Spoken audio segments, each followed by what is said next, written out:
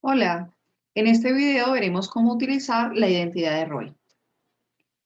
Muy bien, la identidad de ROI es un mecanismo o un atajo para estimar las demandas marshallianas cuando se dispone la función de utilidad indirecta. Entonces, recordemos muy rápidamente cómo obtenemos la función de utilidad indirecta. Si tú conoces la función de utilidad directa, es decir, la que está en términos de los bienes, y conoces las demandas marshallianas, podrías reemplazar las demandas marshallianas en la función de utilidad directa para obtener lo que conocemos como V o función de utilidad indirecta. Como conclusión o como resultado, la función de utilidad indirecta nos mide el nivel de utilidad del individuo dado en términos del ingreso y el precio de ambos bienes. Sin embargo, ¿qué pasa si lo que tienes de entrada es la función de utilidad indirecta? Entonces, si conoces la función de utilidad indirecta, puedes aplicar la identidad de ROI para obtener las funciones de demanda marshallianas, evitando así realizar todo el proceso de optimización con restricciones. ¿Cuál es entonces la definición de identidad de ROI? La identidad de ROI parte de estimar una división entre dos derivadas. La primera derivada es la derivada de la función de utilidad indirecta respecto al precio del bien, y la segunda derivada es la derivada de la función de utilidad indirecta respecto al ingreso.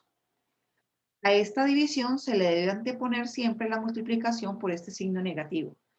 Cada uno de los bienes se debe derivar en el numerador respecto al precio de su propio bien. Es decir, el bien X1 lo encontramos derivando respecto al precio de X1 y el bien X2 lo encontramos derivando respecto al precio del bien X2. Para desarrollar entonces un ejemplo, supongamos que esta es la función, que lo que conocimos de punto de partida es esta función de utilidad indirecta y que necesitamos conocer las funciones de demanda marshallianas. Entonces, para ello, pues como necesitamos realizar una derivada, lo más sencillo es simplificar esta expresión volviendo todo un producto.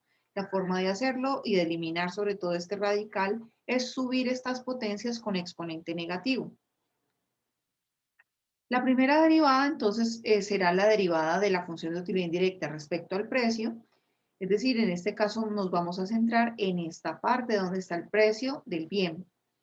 Todo lo demás, que no es precio del bien, queda constante, actúa como si fuera una constante. Entonces, como verán, toda esta parte es exactamente igual y toda esta parte es exactamente igual. ¿Qué cambia esta parte? ¿Qué es lo que sería la derivada respecto al precio de X1? Bajamos el exponente, menos un tercio a multiplicar, precio de X1 a menos un tercio le restamos 1, queda menos 4 tercios. Esa es nuestra primera derivada. Nuestra segunda derivada es la función de utilidad respecto al ingreso. Esa derivada nos queda como el ingreso está en el numerador y no tiene exponente, pues es muy sencillo porque simplemente la derivada en este caso sería 1 y todo lo demás queda constante. Dicho de otra manera, desaparece el ingreso, es decir, la derivada es 1 y todos los otros elementos quedan exactamente como la expresión inicial.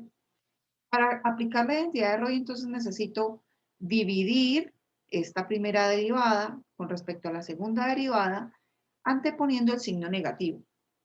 Una vez tengo esta definición, veremos que lo que sigue es simplemente cancelar los elementos comunes. Veremos que este precio de X2 elevado a la menos 2 tercios se cancela con precio de X2 elevado a la menos 2 tercios. Veremos que este 1 tercio se cancela con este 1 tercio. 5 por 2 a la 2 tercios se cancela con este mismo elemento. Este negativo, negativo por negativo queda positivo. Entonces nos remitimos básicamente a averiguar qué nos queda una vez cancelamos los elementos comunes. ¿Qué no es común en la expresión? Lo que no es común es este elemento ingreso, este elemento 1 tercio y operar es los exponentes del precio de X1 para simplificar. Cuando realizamos toda la simplificación, encontramos que ingreso nos quedó en el numerador, este 1 tercio nos queda pues como si fuera en el numerador, que es igual ponerlo de esta manera, como 1/3 multiplicando ingreso. Y cuando yo opero estos exponentes, estos -4/3, puedo restar los exponentes. En este caso podría pasar este precio de x1 elevado a la -4/3 abajo como positivo, y cuando lo sumo, es decir, si los tengo los dos abajo en el denominador y los sumo, me queda que precio de x1 está elevado a la 1. Dicho de otra manera, esta sería entonces la solución, que es la demanda marshalliana que encontramos aplicando la definición de la función de utilidad indirecta.